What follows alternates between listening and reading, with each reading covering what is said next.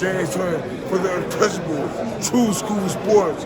Let's go, baby. Bow! Be careful what you wish for because it can become a reality. Yeah. The untouchable True School Sports Empire proudly presents something the boxing game's been missing. Hey, what's going on? It's your boy BT, and I came here to talk some boxing with the thousands of True School Sports subscribers. All right, so I want to come here and I want to talk about Marco Verde. Yes, Marco Verde. He's fighting this weekend on the Canelo versus William Skull undercard, and it's a very much anticipated pro debut for the Mexican Olympian because Marco Verde. I mean, we don't.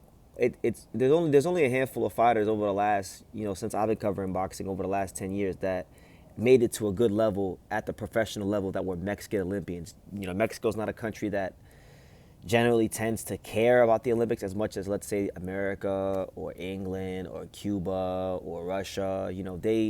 Their fighters do a lot of learning on the job in these tough shows in Mexico, and whoever makes it, and whoever doesn't. But every now and then you get a Mexican Olympian that makes some noise, and I can't think of a time since I've been covering boxing, at least, where a Mexican Olympian made as much noise as Marco Verde did at the 2024 Olympics, where he captured the silver medal, and a lot of people thought that he was going to win the gold. But anyway, really good fighter, and if you go and you just look at who he's fought in the amateurs, I mean, he's fought Omari Jones, who won the bronze for America.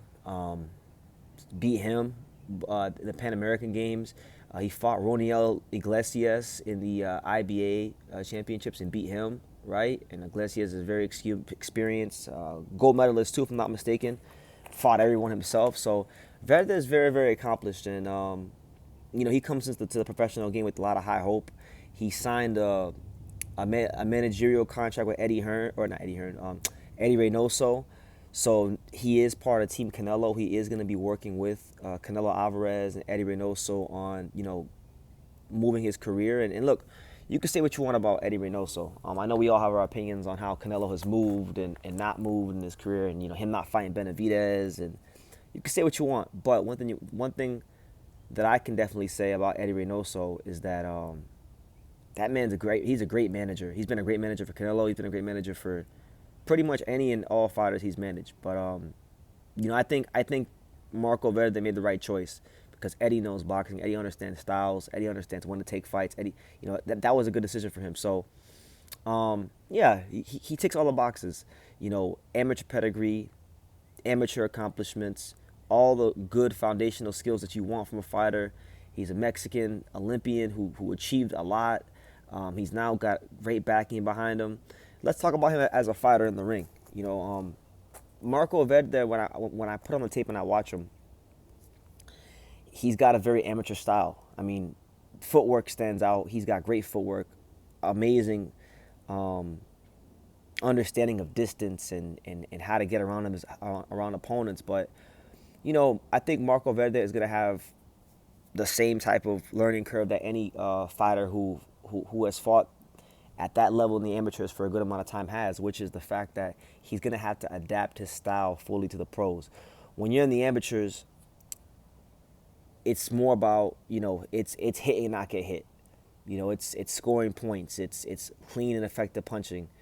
In the pros, you're going to fight these veteran fighters early in your career, in your first 10, 15 fights, with 30, 40 fights of experience that know all the veteran tricks. They know how to, when they close the gap and you dip your head, they put your head below the waist, and they tie you up a certain way, and they roughhouse you, and just the old, hitting you on the hip, just the old veteran tricks that you got to deal with in the pros. And for a lot of the amateur fighters, it's always difficult to adjust to that. Some fighters do it great, like Lomachenko.